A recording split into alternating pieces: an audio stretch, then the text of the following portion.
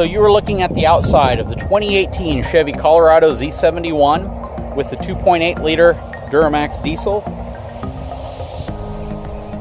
This truck is a crew cab truck. Has a really nice package on it. Z71 off-road package. I like how they give you the steps on the rear bumper here, just like they do on their larger trucks. Rear backup camera. Very slow opening tailgate. Very nice. High strength steel bed.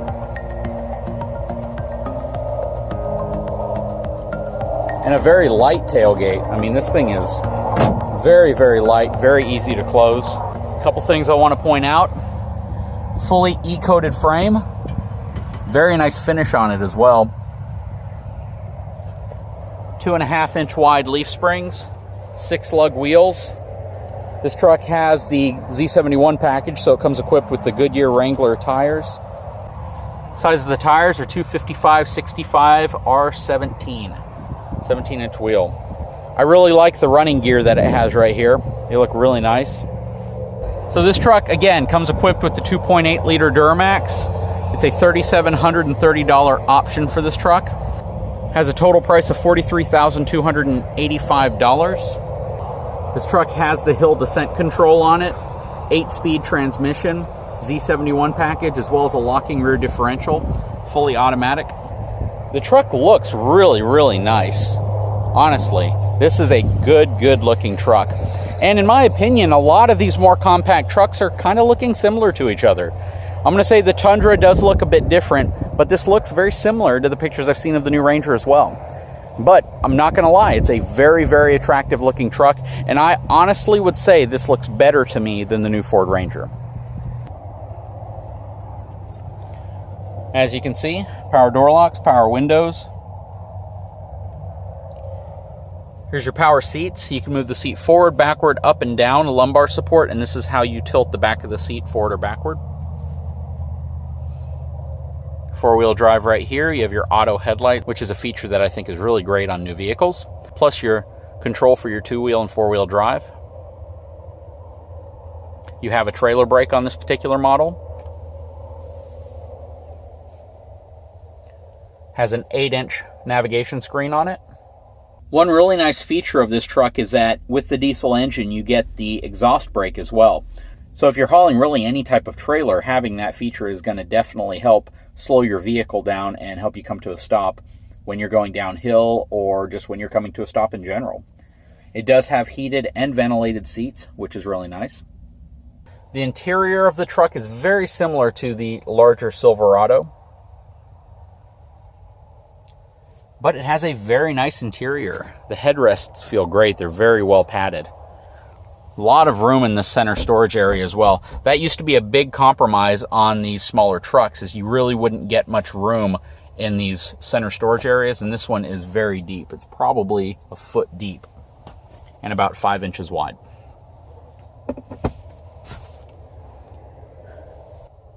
One thing I do like about this truck is that it doesn't have a sunroof. Here's the rear seat. You know, it's about the same amount of legroom as the Tacoma. So I thought it would have more, but, well, actually it does have a little bit more. So there's probably 1.5 inches space between the front of my knees and the back of the seat. You got your USB connections as well as your 12-volt outlet here. A little pocket cubby here. Nice tall headrests in the back. So that's another difference between the current model Silverado and the Canyon. You get nice tall headrests on this one, whereas the Silverado and the GMC trucks have really short headrests that only go up about 3 inches. This one goes up about 7 or 8 inches. Plus a rear sliding window, and it is manually controlled. So you just press that. So the armrest here is very reminiscent of the larger Silverado truck. It sticks up slightly right here. And the reason why it does, even though I prefer them flatter, but the reason why it sticks up is to better support a taller drink to keep it from tipping over. But the armrest is not that bad. Honestly, it's a lot wider than I would have thought. Typically, your armrest in the back of a truck this size is about maybe 5 or 6 inches wide. This one looks to be about 10 inches wide.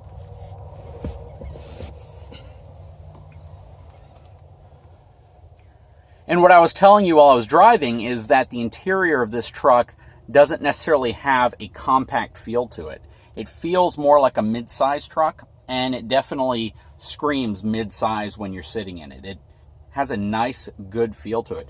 If you look at just the center console area right here, traditionally on compact trucks, that's very narrow. You only really have space for the shifter, but not really a drink holder. So in older trucks, they'd put the drink holder behind the shifter. But you can see the center area there is wide enough to support the shift knob, as well as 2 cup holders next to it with space.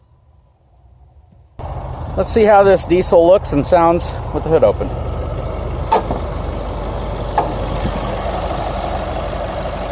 So one thing I always got to remember is that the difference between Ford and Ram and GM is that this little hood release goes this way on a GM, where on a Ford and Ram it goes this way.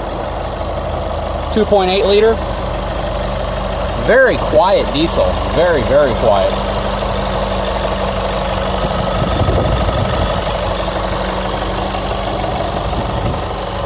It's actually really easy to talk next to this engine without having to yell over it. Another nice thing is the engine is relatively compact. So if you had to work on it, it seems as if you really wouldn't have much of an issue. Once you remove the intake, once you remove some of the other portions of the engine, it seems like you'd be able to get around it pretty easily if you had to do any type of work on it.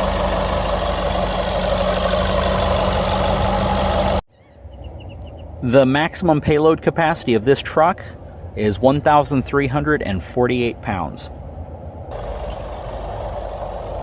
Overall, guys, I really like this truck. It's definitely a attractive looking truck. It looks really nice, especially when you get it with the Z71 off-road package. Nice wheels and tires, running steps on the side. It's got a very, very good appearance. This truck would not be a truck I'd be embarrassed to drive. I really like it. I wish the outside had more LED lights, mainly because they do dress up the vehicle. I know there's a lot of folks, when looking at new trucks, will only opt for packages with enhanced lighting, whether it's LED, whether it's HID, whatever technology that truck manufacturer's using. At $43,000 and change, I would expect that to be a feature that was on this truck. Not a deal breaker, not something that I would absolutely say I'm not going to buy this truck because it doesn't have, but it's definitely something that I would want if I'm going to spend that amount of money. However, if I'm looking for a truck in this size to do the type of towing that you might do with this truck, then I think I would be okay not having LED lights on it. But they definitely make the truck look flashier, and they definitely give you more of that high-end appeal. And I even think they help the resale value of the vehicle as well when it comes time to either sell or trade the vehicle in. Hey guys, I got to give a real big thank you and shout out to Autonation Chevy here in Corpus Christi, Texas. If you haven't had a chance, please subscribe to my channel, give me a thumbs up, and we'll talk to you again soon.